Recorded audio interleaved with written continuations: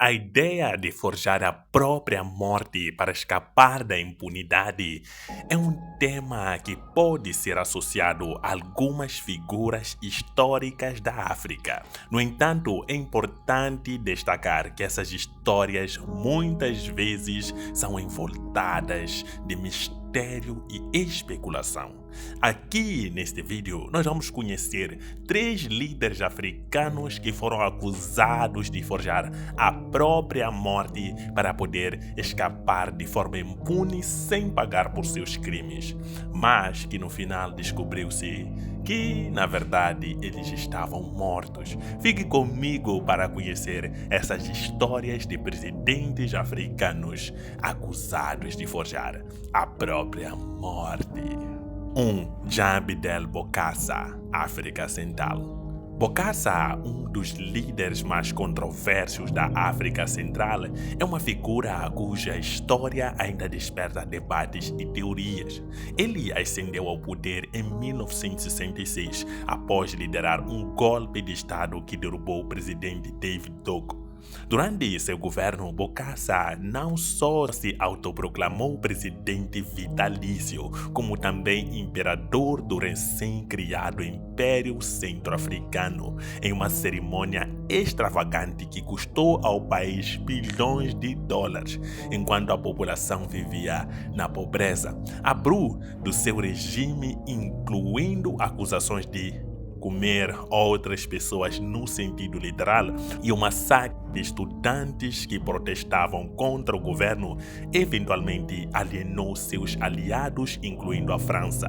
Em 1979, com apoio francês, Bokassa foi deposto em um golpe de Estado e exilado na França. Durante o seu exílio, surgiram rumores de que Bokassa, em uma tentativa desesperada de escapar da justiça, teria forjado sua própria morte.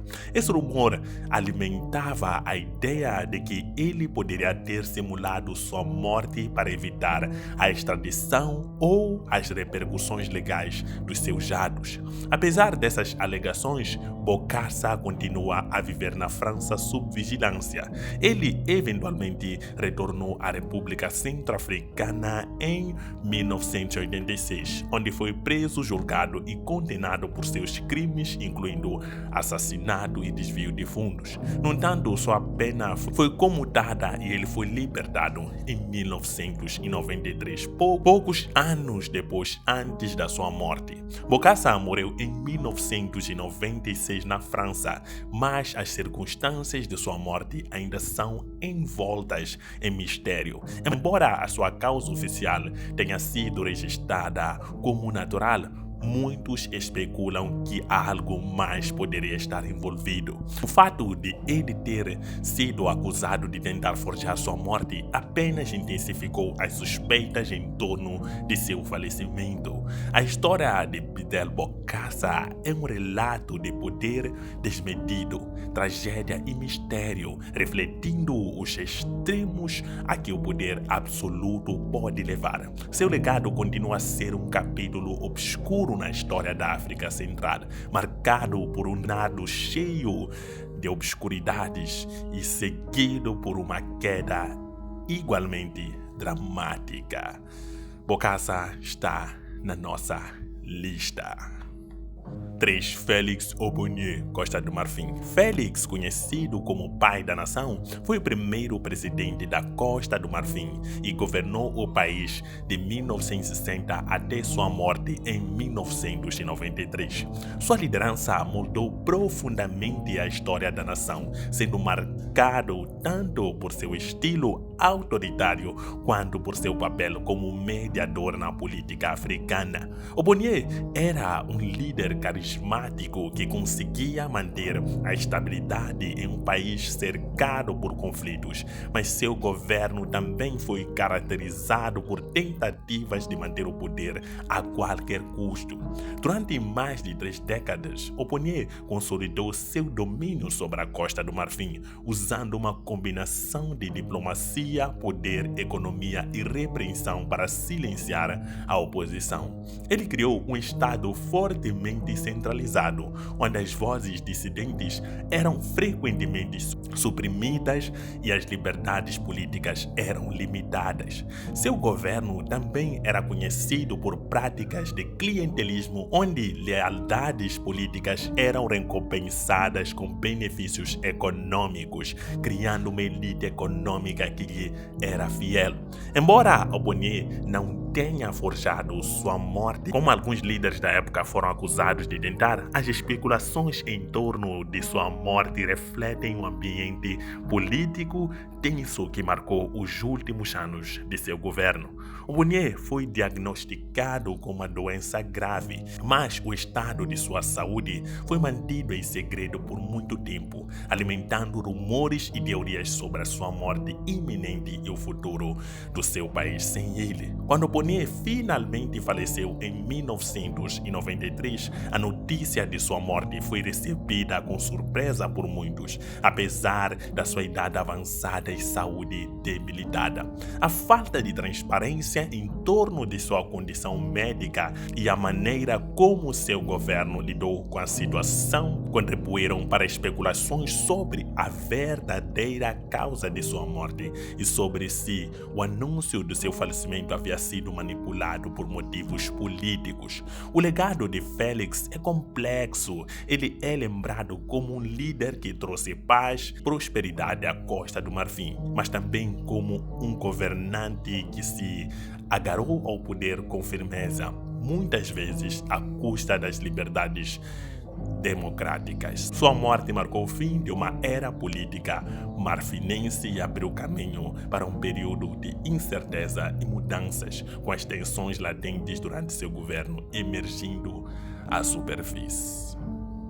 Laurent Kabila, líder rebelde que se tornou presidente da República Democrática do Congo, entrou para a história ao derrubar o regime de Mobutu Sese Seko em 1997, pondo fim a mais de 3 décadas de governo autocrático. Kabila era visto por muitos como um libertador, alguém que traria uma nova era de justiça e desenvolvimento à República do Congo. Após anos de opressão sob Mobutu, no entanto, seu governo rapidamente enfrentou desafios enormes e sua presidência ficou marcada por conflitos, tensões internas e crises econômicas. Kabila, que chegou ao poder com o apoio de potências regionais como a Ruanda e Uganda, logo se viu em uma situação complicada à medida que essas nações começaram a contestar sua liderança e seus interesses no Congo.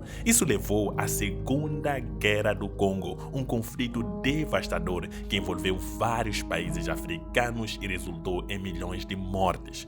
Em meio a essas turbulências, o governo de Kabila foi cada vez mais questionado, tanto por opositores internos quanto por antigos aliados, o que o deixou em uma posição cada vez mais insustentável. Em 2001, Kabila foi assassinado em circunstâncias que ainda levantam muitas questões. A versão oficial afirma que ele foi morto por um de seus guarda-costas no Palácio Presidencial.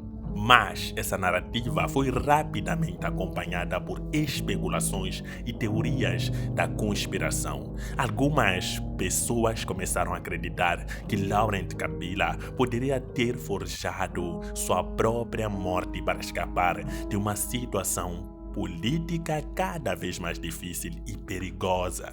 Segundo essas teorias, Kabila teria usado o suposto assassinato como uma forma de se retirar do cenário público e evitar as consequências de um governo que estava à beira do colapso. Essas especulações, porém, nunca foram confirmadas e carecem de provas substanciais. Muitos estudiosos e analistas acreditam que essas teorias surgiram em parte devido à natureza confusa e opaca da política congolesa e às circunstâncias misteriosas que cercaram o assassinato de Kabila. O fato de a política do Congo ser marcada por intrigas, traições e segredos só contribuiu para alimentar essas especulações. Independentemente dessas teorias, a morte de Laurent Kabila teve um impacto profundo no Congo. Seu filho Joseph Kabila assumiu a presidência após sua morte e manteve o poder por muitos anos, enfrentando seus próprios desafios na tentativa de estabilizar um país devastado pela guerra. Laurent Kabila é lembrado como uma figura complexa e controversa, cujo governo foi marcado por promessas não cumpridas e uma luta contínua contra inimigos internos e externos. Sua morte, envolta em mistério, continua a ser um dos muitos capítulos intrigantes. Forjar a própria morte para escapar da impunidade é um tema complexo e muitas vezes envolvidos em especulação. A maioria dos casos documentados não provou conclusivamente que os líderes africanos mencionados realmente forjaram sua morte, mas os rumores e teorias em torno desses eventos mostraram a complexidade das políticas e dos regimes de poder no continente africano. A história de tais figuras muitas vezes está repleta de mistérios e descobertas. Mas o que você acha? Concorda com os fatos já apresentados nesse vídeo? Coloque nos comentários a sua opinião. Não esqueça, o lema do canal é olhar a África em uma perspectiva africana. Tchau!